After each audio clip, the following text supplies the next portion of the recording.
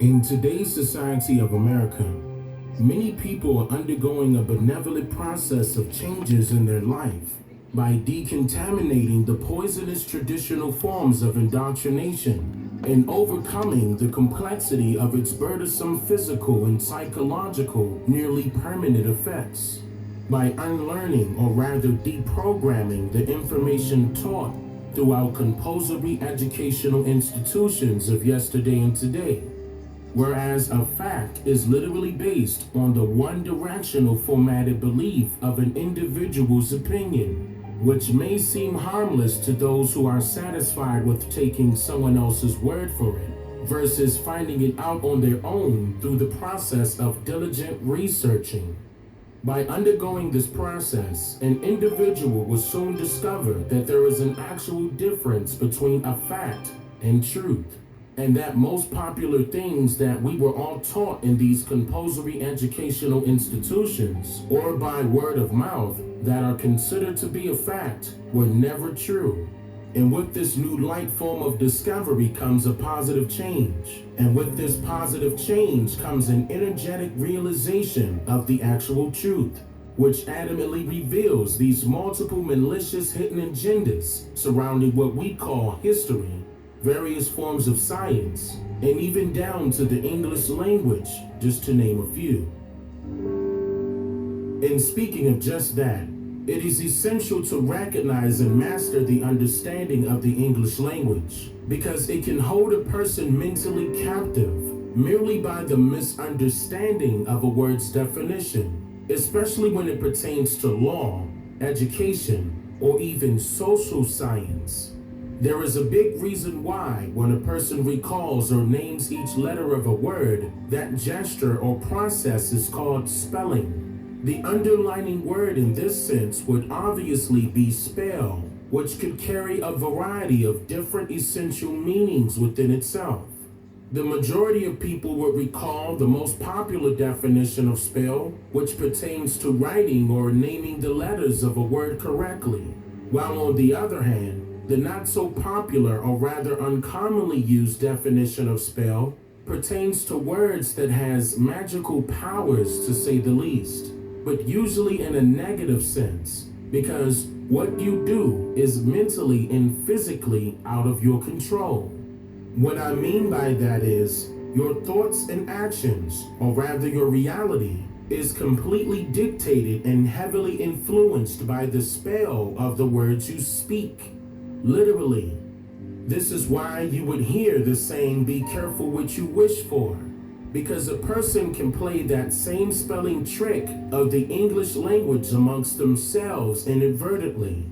We find this type of trick, uncommonly known as the Mandela effect, in the thinking that a particular word means one thing, and yet truthfully it would dangerously mean another, regardless of a person's opinion. The word minority is a very good example of that, and it also details why the so-called African Americans are labeled as the minority group here in America. For example, the Webster's Dictionary defines the word minority as a, quote, group that is the smaller part of a larger group, in which this definition could serve as the means as to why most political figures, news reporters, or even bigoted individuals, etc., for labeling the so-called African Americans as the minority group. In this case, the word minority relates to a particular population size, marking the so-called African Americans, or rather the indigenous American Indians in this sense, as being the least amount of people who makes up the United States population. And the spell, or rather the trick of this side of the minority definition, is that the so-called Black Americans would just simply take someone's word for it and let it slide without any backlash. See, no one challenges the reported numbers of the US population by race. In fact, they would say things like, why waste time doing that anyway? They can't be off by a significant amount, right? Come on. They are the government, for Christ's sake. Why would they have a reason to lie about something so inadequate? My answer to that would be that's just like deeming the statement men lie, women lie, but numbers don't lie as a fact. Whereas the information behind the creation of those numbers literally derived from men or women. So if they lie, then so can numbers, right? Think about it. Now, if Margaret Sanger, who is the founder of Planned Parenthood, implemented birth control pills in the United States during her eugenics formatted population program called the Negro Project of 1939 in order to alter the population growth of only the so-called African Americans, then would that indicate to you that the so-called African Americans are the minority population of race in America or not? Now let's take things a step further and look closer into the word minority. At a time where the Homestead Acts of 1862, 1866, and 1909 were implemented into what was known as, quote, the laws of the lands, as a means to forcefully, fraudulently allot lands of America or Turtle Island, originally owned and occupied by our indigenous ancestors, to those newly incoming pale-faced foreigners immigrating from parts of North, West, and especially South Africa, like Europe for example, to America by the millions according to the 1790 US Census and beyond. Now before I go any further, you can recall that I have stated numerous times throughout my previous documentaries that everything was told to us in reverse, and where Europe is actually located is not excluded as an example of my statement. What I mean by that is, Europe was purposely predicted, or rather placed at the top of all other countries, displayed in Mercator world maps and other maps shortly thereafter, for a very particular reason. And that reason is due to the Mercator projection has fostered European imperialist attitudes for centuries and created an ethnic bias against the Third World.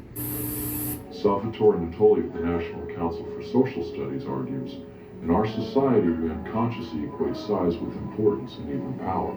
In our society we unconsciously equate size with importance and even power. When third world countries are misrepresented, they're likely to be valued less. When Mercator maps exaggerate the importance of Western civilization, when the top of the map is given to the Northern Hemisphere, and the bottom is given to the Southern, then people will tend to adopt top and bottom attitudes. So, no, Europe is not where you think it is. In fact, nothing is where you think it is. Where is it? I go into more informative detail about that in my documentary called The Untold Truth about why history was told to you in reverse. That is a documentary that I highly recommend all people to watch in order to understand what I'm about to state next.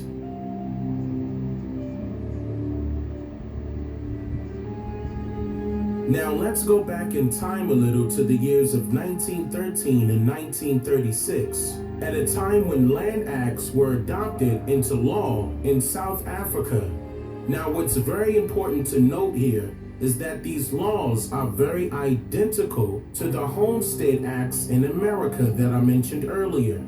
They were called the Native Land Act of 1913 and the Native Trust and Land Act of 1936, in which these particular land acts allowed for the territorial segregation of the Native Africans and made it illegal for them to work with the white Afrikaners as sharecroppers, meaning they could no longer share their lands, crops, and other resources with the white Afrikaners, who spoke a Dutch-created foreign language called Afrikaans, in which they paid a fee in order to continue to be tenants of the native Africans' lands.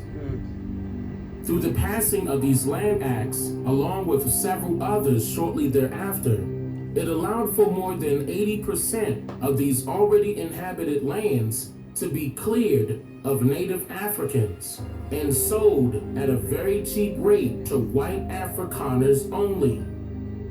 During this time period, The traditional society of South Africa had been infiltrated by way of industrialized governmental policies and many other operational forms of white supremacy. Upon the creation of these land acts, the birth of apartheid arose simultaneously. Side note, apartheid means separateness, or rather a state of being pulled apart. This is when the money-hungry white Afrikaners wanted to divide the native South Africans in order to decrease, or rather quell, their economic and political powers.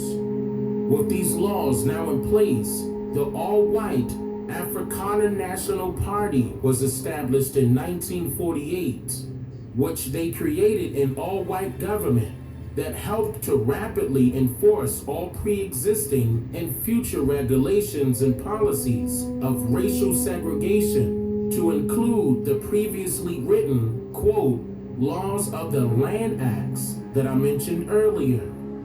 Did you catch that? Listen closely.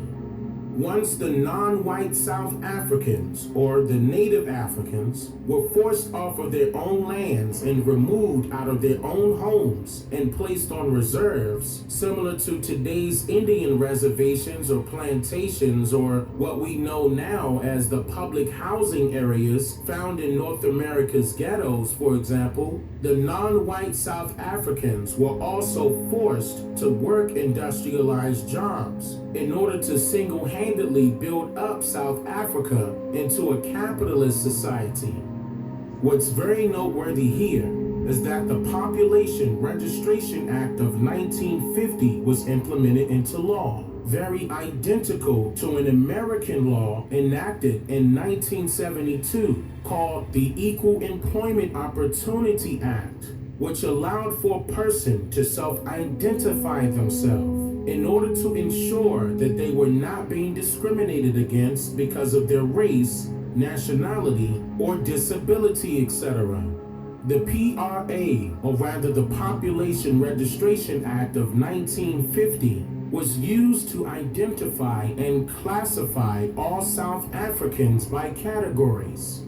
These categories were Bantu for the native South Africans, Colored for the mixed South Africans, and the Afrikaners were classified as white, while a fourth category was added for the East Indians and Pakistanis, labeling them as Asian. This method of fraudulent misclassification and land robbery by way of these land acts and laws only assisted and ensured that the white Afrikaners received the most fertile lands available in their region through government parental rights or ownership of set majorities by way of treaty rights or constitutions and other trickery, which in turn allowed for the sale of the already owned and occupied lands of the native South Africans to be handed over and or sold to their white oppressors. Also, these Afrikaners captured the mindsets of the native South Africans by the creation and cultivation of a false ideology that forcefully implemented laws through religious societies, also known today as the viral establishment of the institution of the church, which lawfully granted the husband or the eldest man of a family as the head of the household by law systematically. This methodology segued into the creation of laws that recognized ownership through the male of the household only. Furthermore, by then removing the head or the male from within the home by way of war, jail, or death, the government was able to acquire the lawful rights to the, quote, abandoned lands under the color of law. Does any of this sound familiar yet? Allow me to repeat this again.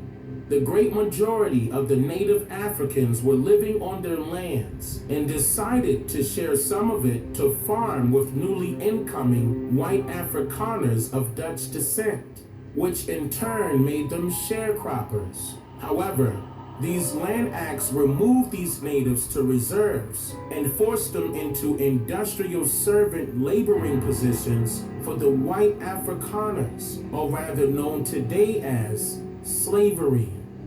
Unfortunately, this form of deceptive methodology had been implemented along with several other occurrences in multiple locations since the start of this so-called Mandela effect, and it is the true aftermath or outcome of being a minority.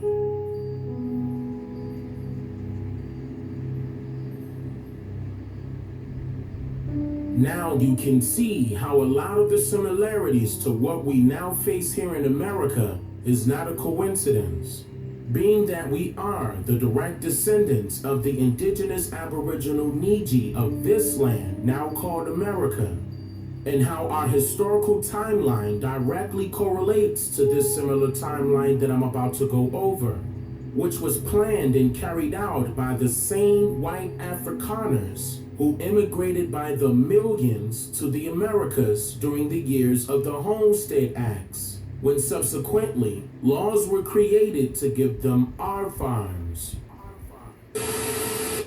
At the very same time that America refused to give the Negro any land, through an act of Congress, our government was giving away millions of acres of land in the West and the Midwest, which meant that it was willing to undergird its white peasants from Europe with an economic floor. Which meant that it was willing to undergird its white peasants from Europe with an economic floor. But not only did they give the land, they built land-grant colleges with government money to teach them how to farm, with government money to teach them how to farm. Not only that, they provided county agents to further their expertise in farming. Not only that, they provided low interest rates in order that they could mechanize their farm, in order that they could mechanize their farm, in order that they could mechanize their farm. Not only that, today many of these people are receiving millions of dollars in federal subsidies not to farm, and they are the very people telling the black man that he ought to lift himself by his own bootstraps. And this is the reality. Now, when we come to Washington, we are coming to get our check. Now, let's quickly go over the timeline of these laws and acts that you probably never heard of before it somehow disappears from the internet and other primary sources. These acts include the Black Land Act of 1913, formerly known as the Native Land Act of 1913, the Development Trust and Land Act of 1936, formerly known as the Native Trust and Land Act of 1936, the Unbeneficial Occupation of Farms Act of 1937, the Colored Persons Settlement Act of 1946, the Asiatic Land Act of 1946, the Black Affairs Act of 1959, formerly known as the Native Affairs Act of 1959, the Group Areas Act of 1966, and then finally the Black Communities Development Act of 1984, in which many of these fraudulent acts were repealed and removed on June 30th, 1991, with the abolition of the Racially Based Land Measures Act. Now, how did the native South Africans put a stop to slavery, you ask? Well, I'll explain. The Native Land Act of 1913 and the Native Trust and Land Act of 1936 were only the start to a much larger plan to be carried out, but it became increasingly difficult after the South African apartheid, in which Native Africans decided that they were no longer going to work for their white Afrikaner oppressors at all.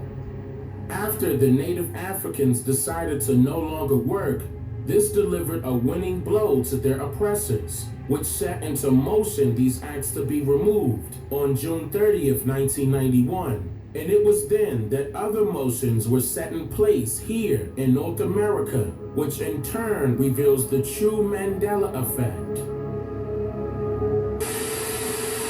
Well, now to a fascinating and significant story the media have all but ignored. South Africa is a diverse country, but the South African government would like to make it much less diverse. An embattled minority of farmers, mostly Afrikaans speaking, is being targeted in a wave of barbaric and horrifying murders. But instead of protecting them, the government just passed a law allowing it to seize their farms without any compensation based purely on their ethnicity and distribute those farms to more favored groups. Thousands have already migrated out of the country, but they've struggled to attract any sympathy abroad for some reason. Ernst Roots is Deputy CEO of AfriForum. It's a South Africa civil rights group. He was just in the United States to meet with a number of government officials. He also took a moment to talk to us. Here's part of what he said. Ernst Roots joins us now. Mr. Roots, thanks for coming on. Thank you very much. So you describe in this book a disorganized but in some sense intentional campaign to crush a racial minority within your country, and the government seems on board with it. Is that an overstatement? Well, what the book is about is it's about government complicity in the scourge of farm attacks and farm murders that we've seen in South Africa. So we know in the last 2 decades there's been, according to government statistics, which we believe, we have reason to say that it's maybe downplayed a little, there's been about 2 farm attacks every day and 2 farm murders every week in South Africa. And in the book I highlighted actually 10 different reasons why we believe the South African government is complicit. And it stretches from reasons including the fact that as these attacks have worsened, for example in 2007, there was a 25% increase in these attacks, and then the South African government responded saying we're not going to release any more statistics about this.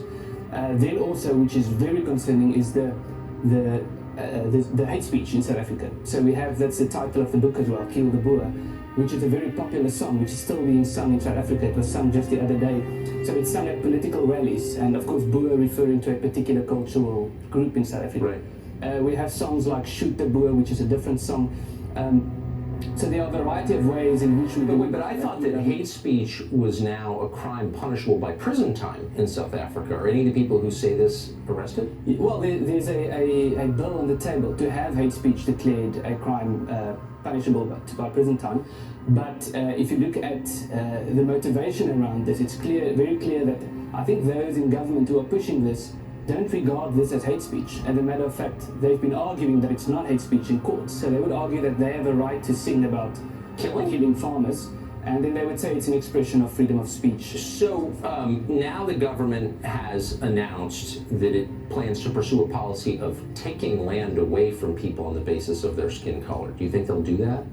Well, that's what was adopted in our parliament in February. A motion was adopted that the property rights clause in the South African constitution has to be changed to allow for expropriation of private property without compensation. So the state president, Cyril Ramaphosa, said that this would turn South Africa into the ultimate paradise and the Garden of Eden. And Deputy President David Mabuza even went further, saying that basically threatening white farmers that if they do not voluntarily hand over their land to black people, then there would be a violent takeover. So the situation is very dire in South Africa, but the good news is that there's still a process that has to be followed, and that's why we are in the United States. What I find so striking is the response from everyone else around the world is almost never covered in the American media. There's a sense that the people being murdered deserve it because of what their ancestors did. And the international community is similarly silent. Have you met with any government officials here in Washington about what's happening in your country? Well, that's why we are here. We are about to meet with some government officials, and it's very unfortunate, the situation that you just mentioned. So there's, especially in South Africa, there's a hierarchy of recognition. So some people, when they are the victims, it's all over the news and you hear about it frequently, and other people, as especially, I think, especially farmers in South Africa, white farmers in particular, where they would be tortured to death and it would receive very little news coverage, and that's unfortunately the situation abroad as well, which is why we are very grateful to be having this. So a government official in Australia said publicly, maybe we ought to allow asylum to people being persecuted for their skin color in your country, and he was basically laughed at and then attacked by your government for saying that. Yes, he was attacked, and they then said that he shouldn't say that because AfriForum was providing them with false information, while the information that we are quoting is government statistics. So that is the situation. Whoever speaks out against this, we, just for being in the United States, we've been accused of treason. We've had people threatening us, saying they'll wait for us at the airport when we come back and they'll attack us and so forth. We had the state president today in Parliament calling on us to go back to South Africa. So whenever you speak out against this, there's a very serious backlash. This is not what Nelson Mandela wanted. No, it's the exact opposite than what he wanted. He publicly spoke about a free country in which people were not judged by the color of their skin, and he even wanted farmer tax to be a priority crime. He said that when he was president, and when his presidency was over, they deprioritized it. So you just watched something like this happen in a neighboring country, Zimbabwe, which went from being one of the richest in Africa to the poorest in the world because of farm attacks and because of the theft of private property. Is the ANC, the ruling party in South Africa, aware of that lesson? Yeah. Well, they are, but you know that saying, real communism has never been tried. That's what they keep saying. So it failed in Zimbabwe, it failed in Cuba, it failed in Venezuela, it failed in Russia, it failed in China, in all of those countries. And they basically say that we're going to try the same thing, but this time it's going to work. So last question. It's considered basically immoral in the United States to talk to you or to hear stories like this for reasons that nobody ever bothers really to explain, but it's just understood. If you could speak to our media, the people who are dismissing your claims as false, what would you say? Well, I think there are three things. Firstly, everything we say is fact-based. It's based on research. But in terms of what we hope to achieve and what people can do, people who want to invest in South Africa, we want them to call on the South African government to say, listen, you are calling on us to invest in your country, but you want to expropriate those investments. Number two, we are speaking with the US government and asking them to put pressure on the South African government, which could be done in a variety of ways. And number three, members of the public and members of the media, the best thing that you can do to help us is to talk about this, to talk about it on public platforms, and in that way to continue to put pressure on the South African government not to continue with this policy. Just to tell the truth. I agree. Mr. Thank you. Thank you very much. So now, what is the real definition of the term minority? Not to be confused any longer with the commonly known definition referring to a group of people in relation to race that has a smaller population than another group of people. No, the truth is that the definition of minority is a group of people that are being dominated and controlled by another group of people. The mistakes that were made in South Africa only highlights what I stated in my previous documentaries as to why so-called African Americans are a threat to American society. And it is also the true reason why billions are spent to keep us separated here as a people. Because if a group of particular people can no longer continue to dominate and control us physically, spiritually, and mentally, systematically, as their minority here in America, then what will be the outcome of a king and a queen checking and trapping the opposing king in a corner?